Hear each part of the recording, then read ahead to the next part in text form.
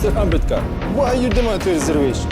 कारण अस्पृश्य समाज शैक्षणिक दृष्ट्या मागास, आर्थिक दृष्ट्या कंगाल आणि सामाजिक दृष्ट्या गुलाम आहे आणि म्हणून आरक्षण आणि प्रौढ मतदान आवश्यक आहे। घटनेमध्ये अस्पृश्यांसाठी स्वतंत्र मतदारसंघ हवा।